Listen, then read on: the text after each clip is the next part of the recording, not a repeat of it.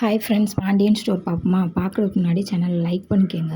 நம்ம சரவணனுக்கு எந்த ஒரு இதுவுமே இல்லைங்க.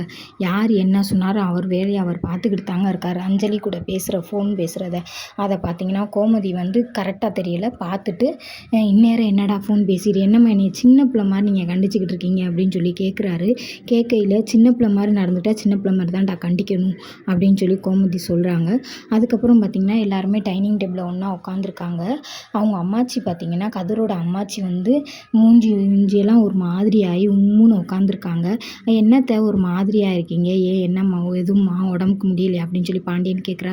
இல்லைங்க தம்பி, அப்படிலாம் ஒன்றும் இல்லை, நைட்டு ஒரு தூக்கமும் இல்லை, அதனால என்ன செய்கிறதுன்னு தெரியாமல் பொங்கிட்டுங்கிட்டும் பிறண்டு படுத்தேனா, அதனால ஒரு மாதிரி டயர்டாக இருக்குது தம்பி அப்படின்னு. ஆமாங்கத்த, வெயில் பயங்கரமாக போடுது, இருக்க தான் முடியலை, வெக்கையாக இருக்குது அப்படின்னு சொல்லி சொல்கிறாங்க. அப்போ அரசி கேட்குறாங்க, ஏங்க அதை அம்மாச்சி உங்களுக்கு உங்கள் ரூமில் அங்கே ஏசி இருக்கும்ல அப்படின்றாங்க. ஆமாப்பா, அங்கே ஏசி இருக்குது, என் மைங்க வச்சு கொடுத்துருக்காங்க, ஆனால் ஓயாமலாம் போட மாட்டேன், வெயில் நேரத்தில் மட்டும் ஏசி போட்டுக்குவேன்ப்பா அப்படின்னு சொல்லி சொல்கிறாங்க.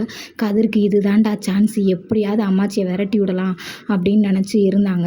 சொன்னோன்னே எகிரிக்கிட்டு கத்திக்கிட்டு கதறிக்கிட்டு, உங்கள் வசதிக்கு நாங்கள் எங்கே போவோம், எங்களுக்கே ஒன்றும் இல்லாமல் உட்காந்துருக்கோம், நீங்கள் உங்கள் வசதிக்கு ஏசி கேட்டால் ஏசி இருக்க வீட்டுக்கு போக வேண்டியதானே, உங்கள் மகன் வீட்டுக்கு போக வேண்டியதானே, இங்கே உட்காந்து ஏசி சரியில்லை, அது சரியில்லை, சாப்பாடு சரியில்லை, அப்படி இப்படின்னு சொல்கிறீங்க அப்படின்னு சொன்னோன்னே அழுதுகிட்டே அவங்க அம்மாச்சி கேட்குறாங்க. ஏப்பா கதிரு, நான் இங்கே இருக்கிறது உங்களுக்கு பிடிக்கலையா, நான் வேணா எங்கிட்டாவது கண்காணாமல் போயிடுறேன் அப்படின்னு சொல்லி சொல்கிறாங்க.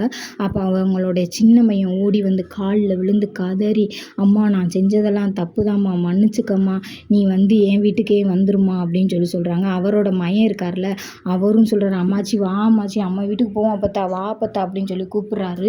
கோமதி சொல்கிறாங்க, அம்மாச்சி அம்மா அவன் ஏதோ தெரியாமல் பேசிட்டாம்மா, அவனை உன் காலில் விழுந்து மன்னிப்பு கேட்க சொல்கிறேம்மா, நீ வாமா நம்ம வீட்டுக்கு போவோம் அப்படின்னு சொல்லி கோமதி ஒரு பக்கம் கூப்பிட்றாங்க. அவங்க மையம் ஒரு பக்கம் கஞ்சி கெதறாரு, காலில் விழுந்து காலில் மன்றாடி கேட்குறாரு. எல்லாம் ஆளுக்கு ஒரு பக்கம் கூப்பிட்றாங்க. என்ன செய்யனே தெரியல. கதிர் போட்ட பிளான் நல்லபடியாக நடக்கணும்னு கதிர் மூஞ்சி முகரையும் தூக்கிக்கிட்டு, நீங்கள் உங்கள் வீட்டுக்கு போங்க அப்படின்னு மூஞ்சில் அடித்த மாதிரி சொல்லிடுறாரு. சொன்னோன்னே அவங்களுக்கு தாரையாக அப்படியே கண்ணீர் ஊற்றுது. ஆனால் அது மனசு தாங்க முடியலை தான், இருந்தாலும் அவங்க மாமனாருக்கு முடியலை. அவங்க மாமனார் ஒருவேளை இறந்துட்டாரு அப்படின்னா அவருடைய நினைப்பு ஃபுல்லாக ஒன்றும் இல்லாமல் போயிடும் அவங்க அம்மா கூட இருக்கிறது அப்படின்னு சொல்லிட்டு தான் இந்த பிளானை போட்டார் கதிர். அதே மாதிரி பிளான் போட்ட மாதிரியே கொண்டு போய் அவங்க அம்மாச்சியை அவங்க மயனோடையே சேர்த்து வச்சுட்டாரு. அப்படியே சேர்த்து வச்சோன்னே அப்படியே நிம்மதியாக இருக்காங்க. அங்கேருந்து சிரிச்சுக்கிட்டே அவர் பார்க்குறாரு. இதோட நாடகம் முடிஞ்சிருச்சு.